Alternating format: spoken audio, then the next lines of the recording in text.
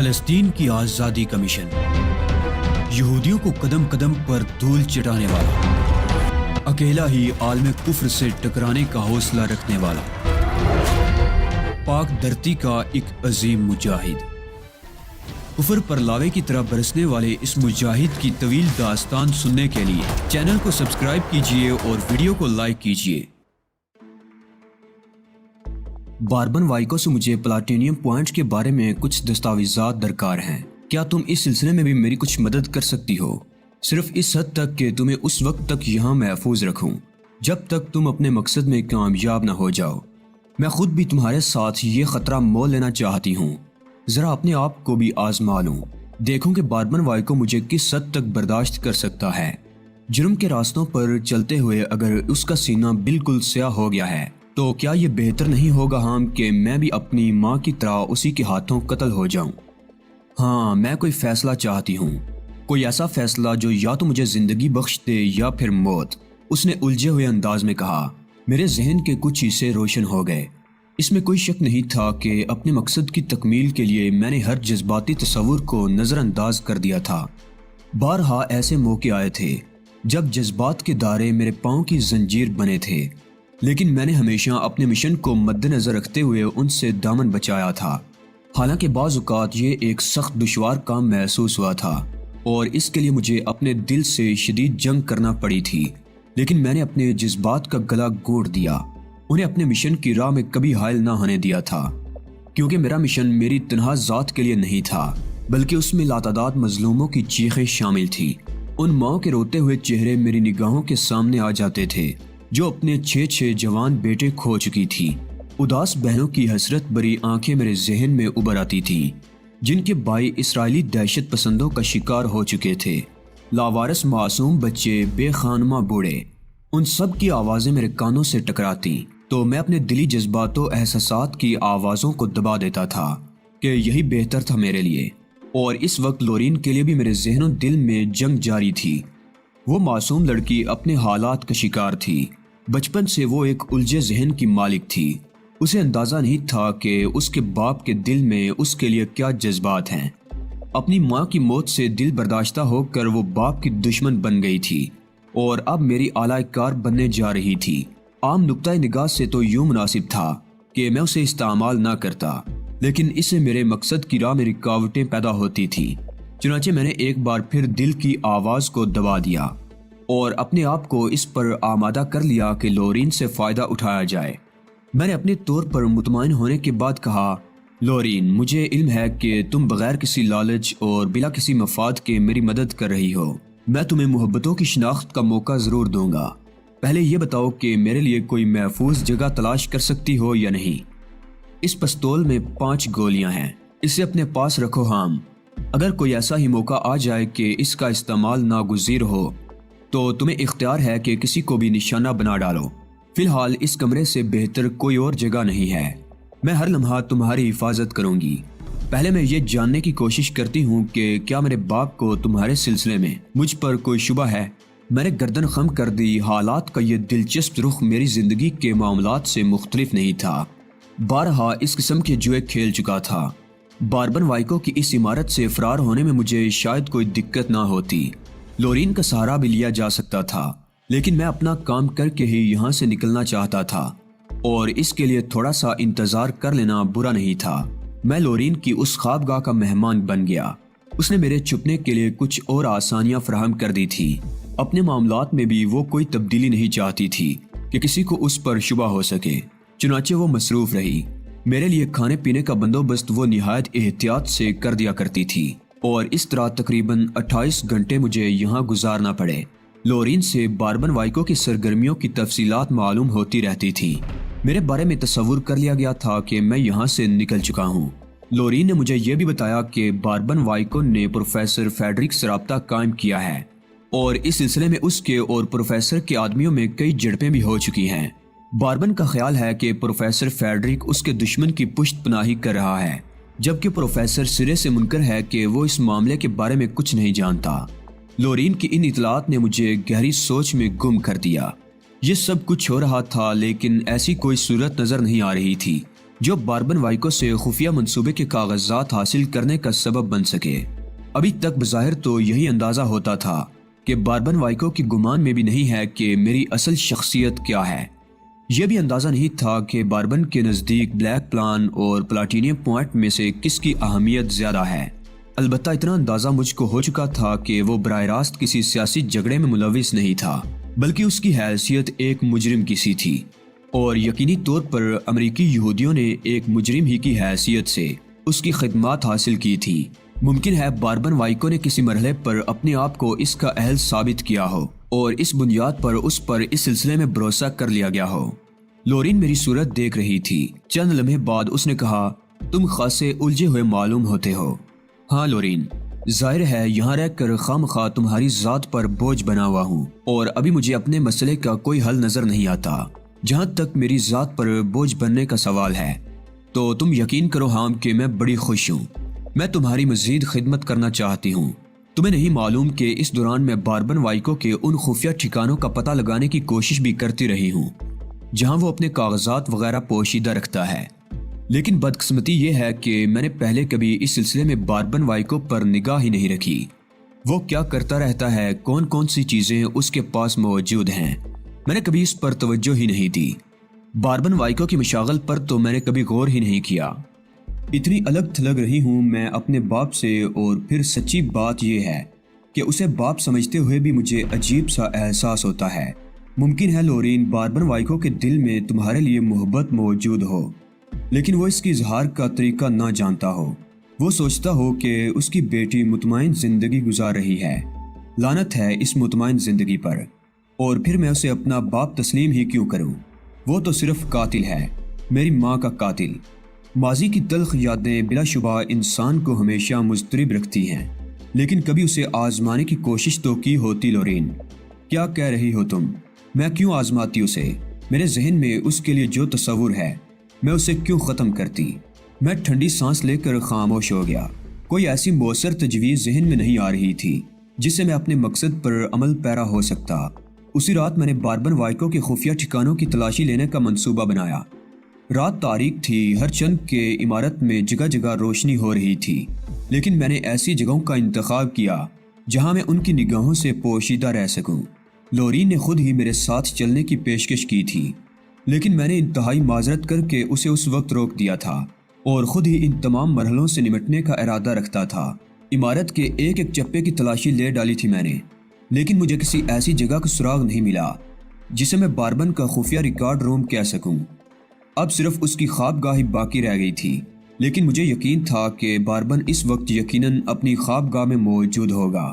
پھر میں نے ایک اور بات سوچی، وہ یہ کہ اس کے کمرے میں اس وقت داخل ہوا جائے جب وہ وہاں موجود نہ ہو، اور یہ داخلہ بھی کھڑکی کے ذریعے ہی مناسب اور ممکن تھا۔ لورین سے اس کا تذکرہ کیا تو اس نے بڑے اعتماد سے کہا، اس کھڑکی کے سلسلے میں تم جو چاہو کر سکتے ہو۔ اس کی سلاخیں کاٹنے کے لیے میں تمہیں اوزار مہیا کر دوں گی، اس طرح تم باربن وائکو کے کمرے میں جا سکتے ہو۔ اس لڑکی کا تعاون مجھے شرمندہ کر دیتا تھا۔ اپنے باپ ہی کے خلاف وہ ہر طرح میرا ساتھ دینے پر آمادہ تھی۔ میرے ذہن میں اس کے لیے بڑے عجیب سے احساسات پیدا ہونے لگے تھے۔ بھلا میں اس بیچاری کو اس تمام احسان کے صلے میں کیا دے سکتا تھا؟ لورین نے حسب وعدہ میرے لیے وہ چیزیں فراہم کر دیں جن سے میں کھڑکی کی سلاخیں کاٹ کر دوسری طرف پہنچ سکتا تھا، اور میں اس کام کے لیے تیار ہو گیا۔ پہلے یہ جائزہ لیا گیا کہ باربن وائکو اپنی خوابگاہ میں موجود ہے یا نہیں۔ اس کے بعد میں نے اپنے کام کا آغاز کر دیا۔ اتنی جگہ بنا لینے میں مجھے کوئی دقت نہیں ہوئی کہ میں اس کھڑکی کے راستے اندر داخل ہو سکوں، اور پھر اسی شام تقریباً 8 بجے جب لورین خصوصی طور پر باربن وائکو کے ساتھ ڈنر کے لیے گئی ہوئی تھی، میں کھڑکی کے راستے اندر داخل ہو گیا۔ خوابگاہ میں 2 الماریاں موجود تھیں جن میں تالے لگے ہوئے تھے، لیکن یہ تالے کھولنا میرے لیے مشکل ثابت نہ ہوا۔ بلا شبہ الماریوں میں لباس وغیرہ کے علاوہ کچھ دوسری اہم چیزیں بھی تھیں، لیکن ان میں بلیک پلان کے خفیہ منصوبے کا کوئی نام و نشان نہیں تھا، نہ ہی ایسے دوسرے کاغذات تھے جو میرے کام آ سکتے۔ بس باربن وائکو کی جائیداد اور اثاثوں کے بارے میں کچھ تفصیلات الماری کی تجوریوں میں بند تھیں جن سے مجھے کوئی واسطہ نہیں تھا۔ مجھے سخت مایوسی ہوئی تھی، اور اب اس کے علاوہ اور کوئی چارہ کار نہیں تھا کہ میں باربن وائکو پر براہ راست حملہ کر دوں، اور اسی رات میں نے اس منصوبے پر بھی عمل کر ڈالا۔ दाखिले के लिए मैंने खिड़की का रास्ता ही मुंतखब किया था। उस रास्ते को मैंने इस तरह पोशीदा कर दिया कि बादियुल निगाह में बारबन वाइको को इस पर शुबा न हो सके। उस वक्त जब मैं खिड़की के रास्ते अंदर पहुंचा, बारबन वाइको आराम की नींद सो रहा था। मेरे कदमों की आहट पर वो चौंक कर उठा और हैंड स्विच से रोशनी कर दी। वो फटी फटी आंखों से मुझे देख रहा था। दूसरे लम्हे उसने तड़प कर तकिए के नीचे हाथ डाला और पिस्तौल निकालने की कोशिश की, लेकिन मैं इसके लिए पहले से तैयार था। लोरीन का दिया हुआ पिस्तौल मैंने उसकी पेशानी पर रख दिया था और बारबन वाइको ने अपने दोनों हाथ बुलंद कर दिए थे। मैंने उसके तकिए के नीचे से पिस्तौल निकाल लिया और उसे अपने लिबास में रखते हुए मैंने गुराए हुए लहजे में कहा, कोई भी गलत हरकत तुम्हारी मौत का सबब बन सकती है बारबन वाइको। मैं पहले ही अंदाजा कर चुका था कि वो बहुत ज्यादा लड़ाई बड़ाई का आदी नहीं है और ऐसी सूरत हाल से बदहवास हो जाता है। चुनाचे उस वक्त भी बारबन वाइको की कैफियत इससे मुख्तलिफ नहीं थी। उसने अजीब से लहजे में कहा, तुम इंसान हो या शैतान? क्या अभी तक तुम इस इमारत में मौजूद हो? उसका ये अहमकाना सवाल उसकी बौखलाहट का सबूत था। जो कुछ भी समझ लो बारबन वाइको, लेकिन तुम्हें प्लाटीनियम पॉइंट की दस्तावेजात मुझे फराहम करना होंगी। मैं इसी मकसद के तहत यहाँ आया हूँ और इसे पूरा करके ही जाऊँगा। अजीब इंसान हो। वो अपनी जगह से खड़ा हो गया। मैं पिस्तौल से उसकी पेशानी का निशाना लिए हुए थोड़ा सा पीछे हट गया था। तो फिर क्या ख्याल है बारबन वाइको? ये लम्हात फैसला कुन है। खामोशी से दस्तावेजात मेरे हवाले कर दो, वरना फिर तुम्हारी मौत की इत्तला विलाडी वाइन के लिए काफ़ी हौसला अफजा होगी। तुम्हारी मौत के बाद सही मानों में प्लाटीनियम पॉइंट केस ख़त्म ही हो जाता है। नहीं, ऐसा नहीं हो सकता। भला मेरी मौत के बाद प्लाटीनियम पॉइंट तुम्हारे कब्जे में कैसे जा सकता है? विलाडी वाइन जलील इंसान है, उसने बदअहदी की है, हालांकि हमारे और उसके दरमियान। लेकिन छोड़ो, पता नहीं तुम किस सतह के इंसान हो, तुम्हें सारी मालूमात हैं या नहीं। मैं ये राज किसी तीसरे इंसान को मुंतकिल नहीं कर सकता। अगर तुम मुझे हलाक भी कर दोगे तब भी दस्तावेजात तुम्हें नहीं मिल सकेंगी। वो कुछ और आगे बढ़ा और मैंने उसे इशारे से पीछे हटने के लिए कहा। अगर कोई चालाकी दिखाने की कोशिश की बारबन वाइको, तो मैं किसी किस्म की रियायत नहीं करूँगा। वो फटी फटी आंखों से मुझे देखता हुआ एक दीवार से जा लगा, लेकिन मुझे उसका अंदाज़ा नहीं हो सका था कि उस दीवार के करीब पहुंचते हुए उसके जहन में कोई ख़ास मकसद है। मैं तो उस वक्त चौंका जब मेरे अक़ब में दरवाज़ा पूरी कुव्वत से खुला और एक कवि हैकल आदमी गुराता हुआ अंदर दाखिल हो गया। एक लम्हे के लिए मेरी तवज्जो हटी थी कि बारबन वाइको ने चीख कर मुसहरी के पीछे छलांग लगा दी। उसने बदहवास होकर कहा, ड्रैगन, इसे संभालो। आने वाला कसरती बदन का एक खौफनाक सूरत इंसान था।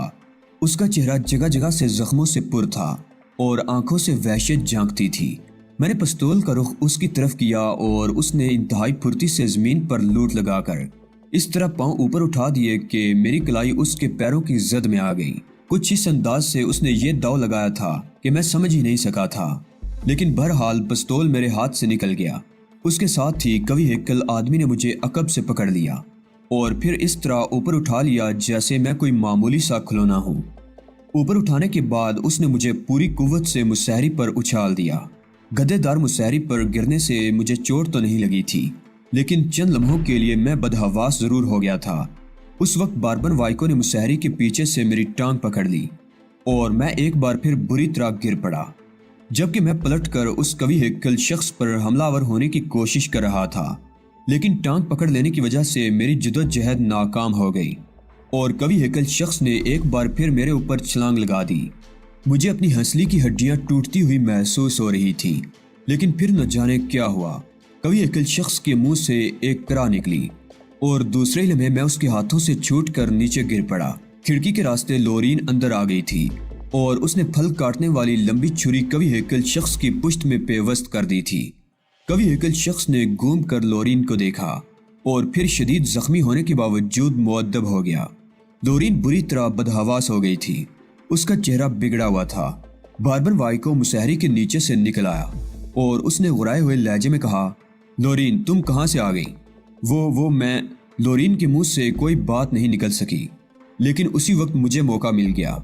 मैंने झपट कर पिस्तौल उठाया और दूसरे लम्हे लोरीन की गर्दन में हाथ डालकर उसे अपने करीब कर लिया। पिस्तौल की नाल मैंने लोरीन की कनपट्टी पर रखकर बारबन वाइको से कहा, वाइको, अगर तुमने मजीद कोई हरकत की तो तुम्हारी ये बेटी हमेशा के लिए तुमसे रुखसत हो जाएगी। لورین نے متخیرانہ نگاہوں سے مجھے دیکھا اور میں نے غیر محسوس انداز میں اسے اشارہ کر دیا۔ مقصد یہی تھا کہ اس سچویشن کو اسی طرح برقرار رہنے دے اور اس میں کوئی تبدیلی نہ پیدا کرے۔ لورین شاید میرا مقصد سمجھ گئی تھی۔ اس نے بڑبڑائے ہوئے لہجے میں کہا، ڈیڈی میں سمجھی تھی کہ یہ آدمی آپ کو اٹھائے ہوئے ہے۔ میں آپ کی مدد کو اندر آ گئی تھی۔ کوئی ہیکل شخص نے اپنی پشت سے چھری کھینچ لی تھی۔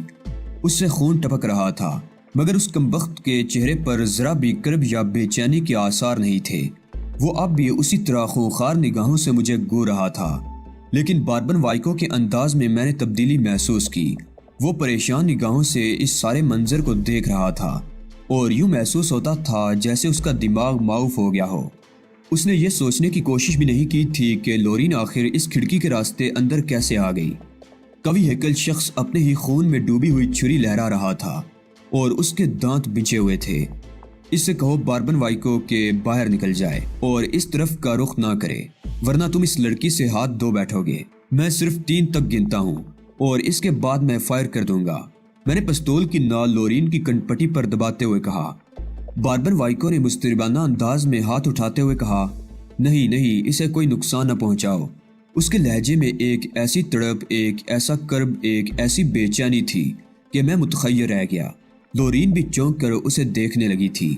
اس نے کوی ہیکل شخص سے کہا، جاؤ باہر چلے جاؤ، اپنے زخم کا علاج کرو۔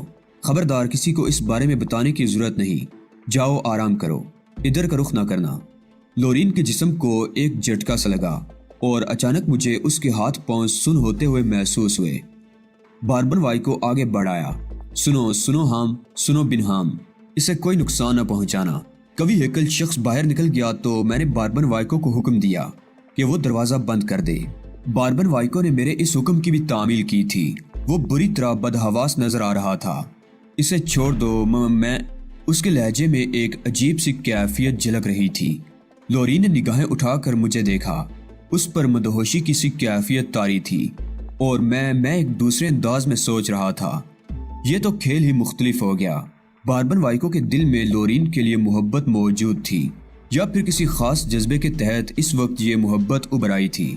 میں نے اسے پائیدار بنانے کے لیے کچھ اور فیصلے کیے اور پھر میں آہستہ سے بولا، سنو باربن وائکو، میں پلاٹینیم پوائنٹ کے وہ تمام کاغذات چاہتا ہوں جو تمہارے پاس موجود ہیں، اور اس وقت میں اپنی زندگی کی یہ آخری بازی کھیل رہا ہوں۔ میں نے شدید مشکلات کے عالم میں یہ لمحات گزارے ہیں، اب زیادہ وقت تمہیں نہیں دے سکتا۔ اس لڑکی کو لے کر میں تمہاری اس اذیت گاہ میں جا رہا ہوں جس میں ایک بار تم نے مجھے اذیتیں دی تھی۔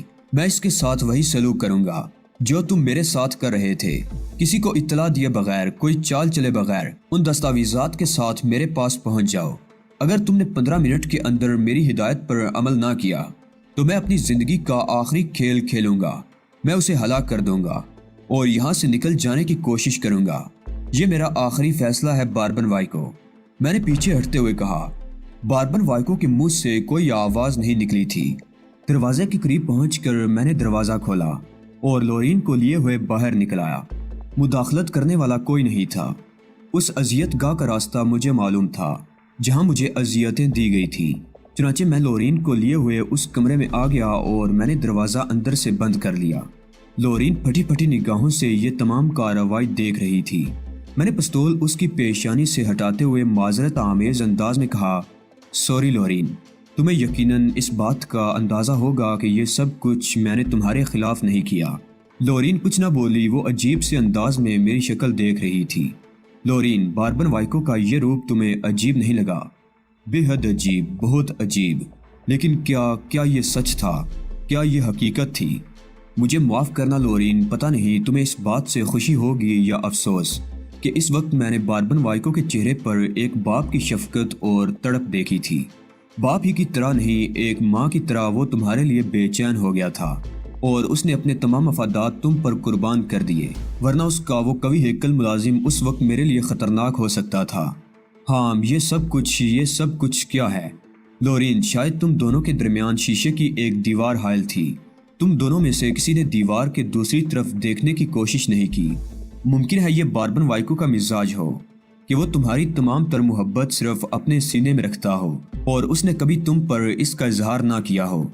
تم نے کہا تھا کہ یہ ایک باپ کی انا کا سوال تھا، کہ وہ تمہیں چھوڑنا نہیں چاہتا تھا، لیکن لورین، اس وقت کے واقعے نے یہ بات ثابت کر دی کہ یہ انا نہیں بلکہ ایک باپ کا پیار تھا۔ میں اپنے تمام مفادات قربان کر سکتا ہوں لورین تمہارے ان احسانات کے صلے میں جو تم نے مجھ پر کیے، لیکن یہ بات کہتے ہوئے نہ میں تمہیں کوئی دھوکہ دے سکتا ہوں اور نہ دینا چاہتا ہوں کہ تمہارا باپ صرف تمہارا باپ ہے اور اس کے بعد وہ مجرم باربن وائکو ہے۔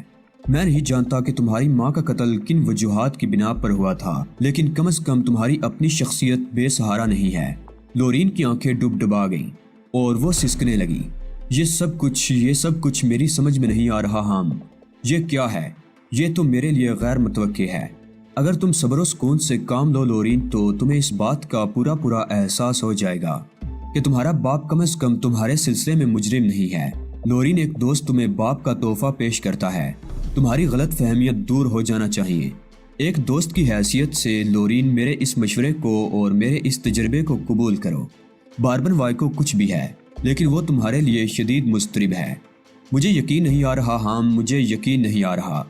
تو پھر یقین دلانے کے لیے تم اگر چاہو تو کچھ اور تجربات تمہارے سامنے پیش کر سکتا ہوں۔ ہاں، میں یہی چاہتی ہوں۔